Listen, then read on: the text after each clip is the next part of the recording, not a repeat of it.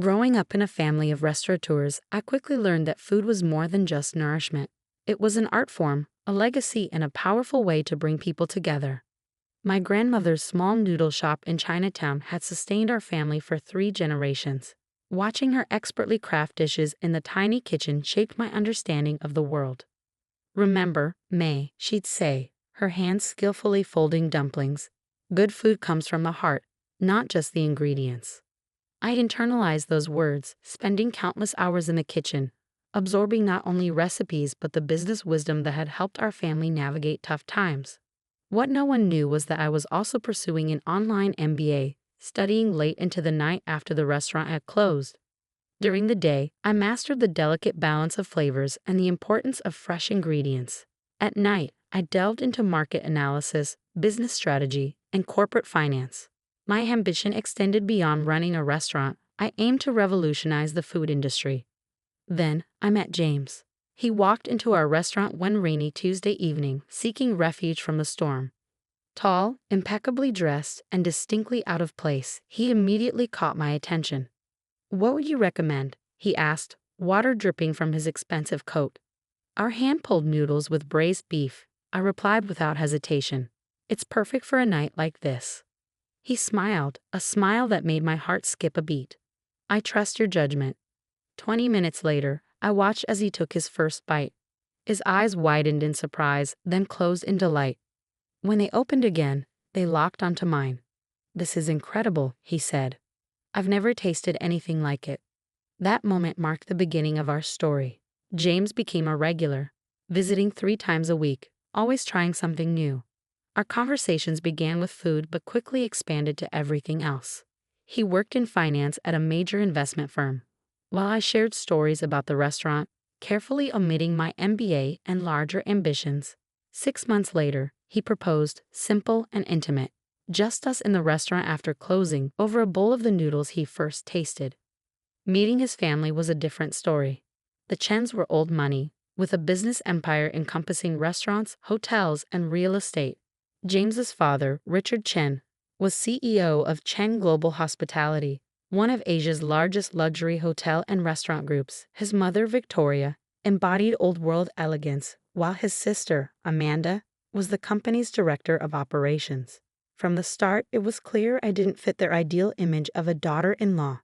A small restaurant? Victoria's perfectly manicured eyebrows arched during our first meeting. How quaint. Amanda's disdain was more overt. "James, you can't be serious. We're Chens. We own restaurant chains, not street food stalls." James squeezed my hand under the table but remained silent, a red flag I chose to overlook. The engagement dinner was a subtle exercise in humiliation.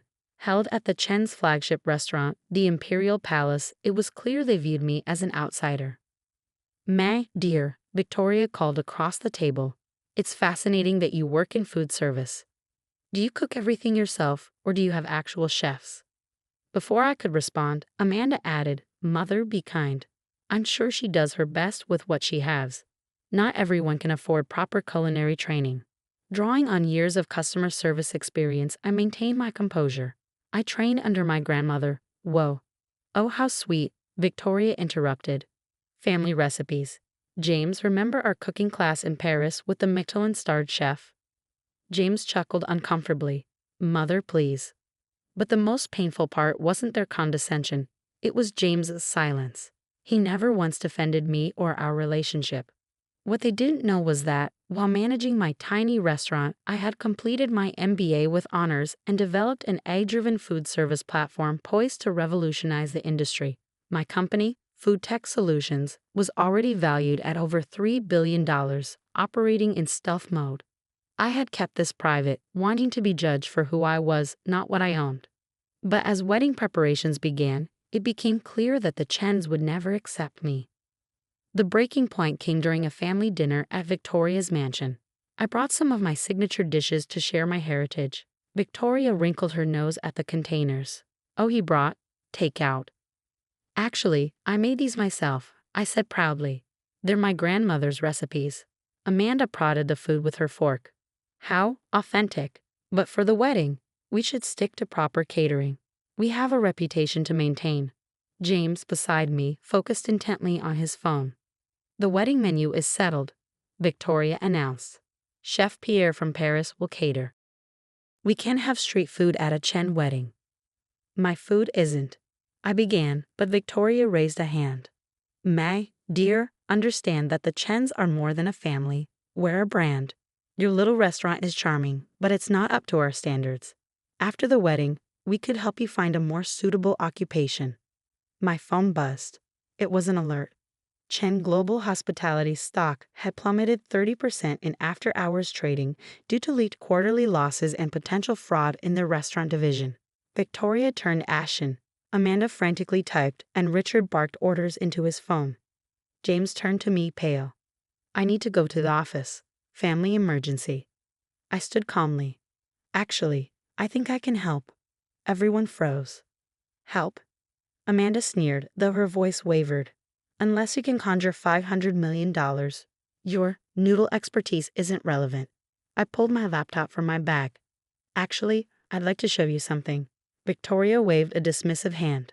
May, dear, this is hardly the time for. Food Tech Solutions, I interjected calmly, turning my laptop around to face them. Have you heard of it? The color drained from Amanda's face. Of course she had. Every major player in the hospitality industry knew about the enigmatic tech company revolutionizing restaurant operations worldwide. Richard lowered his phone, eyes narrowing. What about it? I founded it 3 years ago, I said simply. It's currently valued at $3.2 billion. And yes, Amanda, I can produce that $500 million you need, and more. A heavy silence fell over the room. James gaped at me. But you run a small restaurant. I run several things, James. The restaurant is my passion. Food Tech Solutions is where my business acumen thrives. I turned to Victoria. Those street food recipes you mocked are the foundation of an AI-driven menu optimization system now used by five-star restaurants worldwide. Richard leaned forward, his earlier disdain replaced by keen interest. You're saying you're the CEO of Food Tech Solutions, the company every hospitality group is chasing. The same, I confirmed, pulling up our financials. We're in stealth mode but plan to go public next quarter. Our AI platform revolutionizes everything from inventory management to customer preference prediction. Something your company desperately needs right now. I gestured to Amanda's laptop, showing their dismal financial report. Victoria's hand trembled as she set down her wine glass. But why didn't you tell us? She asked, voice faltering. Would it have made a difference? I asked softly. Would it have made me more worthy of respect? More suitable as a daughter-in-law? The fact that you're even asking speaks volumes. Amanda's face reddened with anger. You expect us to believe you, a restaurant owner, built a billion-dollar tech company in secret? I displayed a screen of patents and proprietary algorithms. Your crisis stems from outdated systems and manual inventory management. These are exactly the issues my technology solves. Richard's business instincts flared. We should discuss this privately, perhaps over dinner at the Imperial. No, I cut in. We'll discuss it here, where you've belittled me for months. You've made it clear I'm not good enough for your family. James finally spoke. May, why didn't you tell me? I looked at him, a profound sadness settling in. I wanted you to stand up for me for who I am, not for what I own. But you never did. Victoria tried to recover. Darling, you must understand. We have standards. Yes, you've made those standards clear, I said firmly. Now let me set mine. Chen Global Hospitality is on the brink of collapse. I can help, but there will be conditions. Amanda's eyes darkened. Conditions? This is blackmail. No, Amanda, this is business. I stood smoothing my dress. You've treated me like I'm beneath you. Now you need my help. Can your pride handle that? Richard's tone turned conciliatory. Name your conditions. First, a complete reorganization of your management. Your leadership is incompetent. I glanced at Amanda, who sputtered indignantly. Second, full implementation of Food Tech Solutions systems across all properties. Your outdated methods are bleeding money. Third, I continued, a public acknowledgement of our partnership and the fact that I, owner of that little restaurant, saved Chen Global Hospitality. Victoria gasped. You can't expect us to. I can. Your stock is in free fall. By morning, you'll have lost half your market value. Your investors are already calling for heads to roll. James reached for my hand.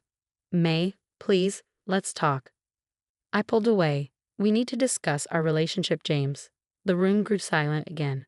You've let your family insult me, my heritage, and my work for months. You've laughed with them, sat quietly, and never stood up for me. Even tonight, your first instinct was to flee to the office instead of defending me. Tears welled in my eyes, but my voice stayed steady. I don't need a partner who only values me for my wealth. I need someone who would defend me when I had nothing. Victoria rose, her composure slipping. Now see here. No, you see here. I cut her off. I hope to be accepted for who I am. Instead, you've shown me who you are. Accept my terms and save your company or let your pride destroy it. I gathered my things, including the untouched containers of my street food. You have until tomorrow morning to decide. My team will be in touch. As I walked to the door, Amanda called out, "You can't just walk away. This is our legacy." I turned one last time, yes, and you've run it into the ground. If you had focused on innovation instead of judgment, you wouldn't be here. The last thing I saw was James's stricken face, Victoria's trembling hands, and Richard's calculating stare. Their empire was crumbling, and their only hope lay in the woman they had deemed unworthy. Sometimes, karma wears a business suit and carries recipes in takeout containers.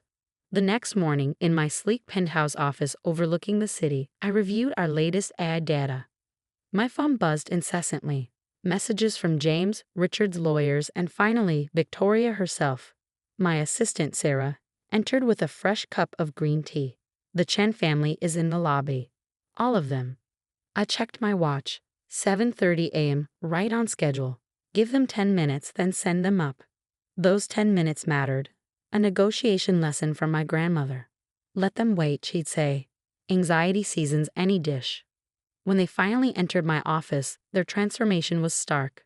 Victoria's aristocratic poise had crumbled, Amanda's designer outfit seemed hastily thrown together, and Richard's face wore the strain of a sleepless night.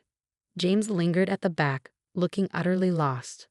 "The paperwork is ready," I said without preamble, gesturing toward the documents on the conference table. "Shall we begin?" Richard stepped forward. "Before we start, I want to say—" "Save it," I interrupted. "This is a business meeting, nothing more. Your company is hemorrhaging value by the minute. Let's focus on that." For the next 2 hours, we methodically went through the terms. Food Tech Solutions would acquire a 40% stake in Chang Global Hospitality in exchange for emergency funding and the full implementation of our systems. Amanda would step down as Director of Operations, to be replaced by someone from my team. "This is highway robbery," Amanda sputtered, but Richard silenced her with a glare. "It's more than fair," I replied calmly. "You're getting cutting-edge technology, immediate financial stability, and a partnership that will elevate your market value. In return, I gain partial ownership of a company in desperate need of modernization." Victoria, who had remained unusually quiet, finally spoke. "And what about James?" I met her gaze steadily. "James is not part of this discussion. Business and personal matters should remain separate, something your family never seemed to grasp." James stepped forward. "May, please. Can we talk privately?" I considered for a moment before nodding. 5 minutes. The rest of you can review the documents with my legal team. In my private office, James paced nervously. "Why didn't you tell me about any of this?" "Would it have changed anything?" I asked. "Would you have stood up to your family sooner? Defended my little restaurant against their constant criticism?" I was trying to keep the peace. "No, James. You were choosing the path of least resistance. Each time your family insulted me, my heritage, my work, you chose silence. That silence said everything." He ran his hands through his hair, frustrated. "I love you, May. Isn't that enough?" "Love without respect isn't love, James. It's convenience." I stood up. "Your family's company is in crisis because they refuse to adapt, to see value in different perspectives. You're not so different." "Give me another chance," he pleaded. "Now that I understand."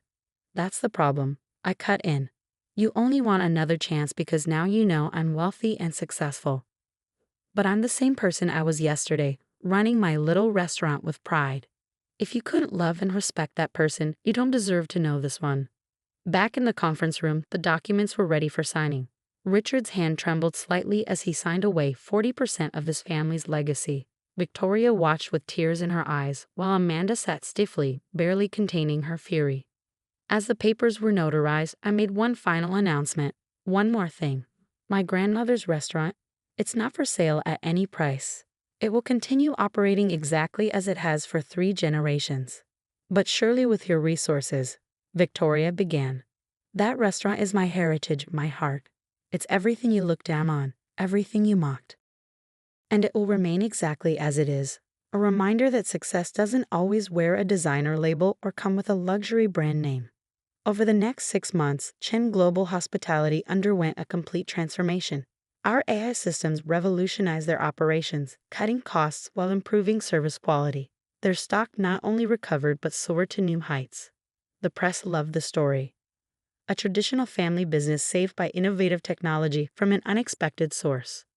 James sent flowers, letters, even tried to visit the restaurant.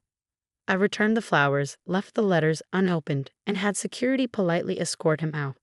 Some bridges, once burned, should stay that way.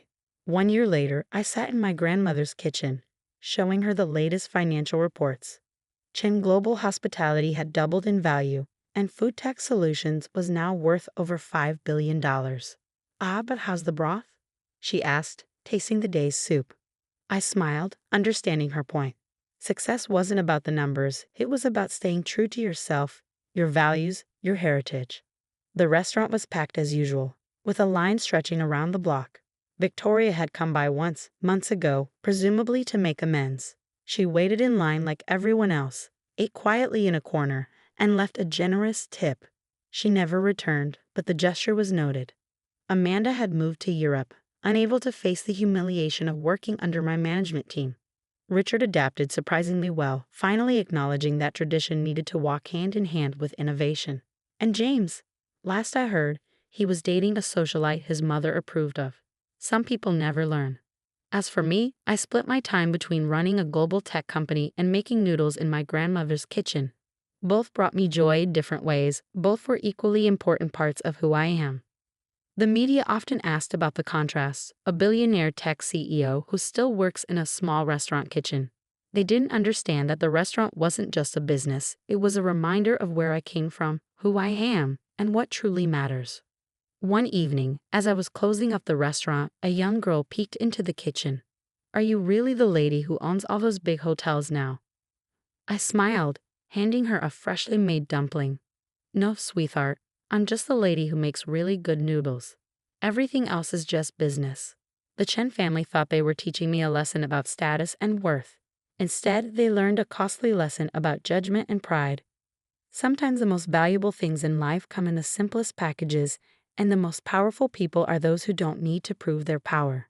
As my grandmother always said, good food comes from the heart, not just the ingredients.